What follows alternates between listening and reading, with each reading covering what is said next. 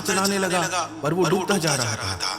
फिर ट्रेनर ने देखा कि ये डूब न जाए, तो उसको बचा के बाहर ले आया। वह व्यक्ति पानी से इतना डर गया, उसने कहा कि अब पानी में मैं तभी जाऊंगा जब मुझे तैरना आ जाएगा। क्या ऐसा संभव है? जब तक कोई व्यक्ति पानी में जाएगा ही नहीं, तो तैरना कैसे सीखेगा?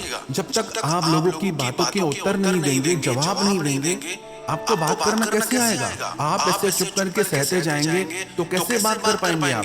याद रखना एक बात, आप अगर हर किसी की बातों को ऐसे चुप करके सहते रहेंगे तो आप जिंदगी भर अपमानित होते रहेंगे। प्रेम भाव से, सहज भाव से लोगों की बातों का उत्तर देना सीखिए, बिना क्रोध में आए। यही तो कला है।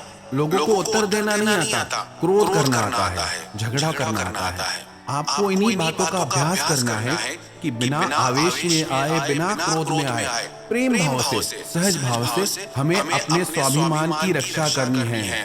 लोगों की बातों का उत्तर देना है, चुप करके कुछ भी नहीं सहना। याद रखना एक बात, जब तक आप अपनी रक्षा के लिए उठ खड़े नहीं होते, तब तक आपकी रक्षा के लिए कोई नहीं आएगा।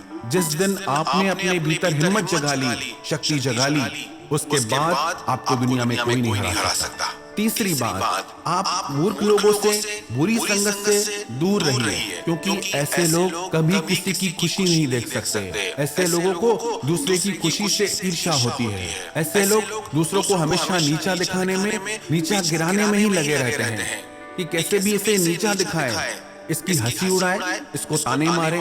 ऐसे लोगों का स्वभाव ही ऐसा होता है। ऐसे लोग कभी नहीं बदल सकते। तो ऐसे लोगों से आप दूर रहिए। यदि आप जिंदगी में इन 3 बातों को याद रखेंगे, अप्लाई करेंगे, तो आपका कोई भी अपमान नहीं कर सकता। कोई भी व्यक्ति आपकी इंसल्ट कर ही नहीं पाएगा। तो अपने स्वाभिमान की, अपने सम्मान की आप रक्षा खुद करना सीखिए।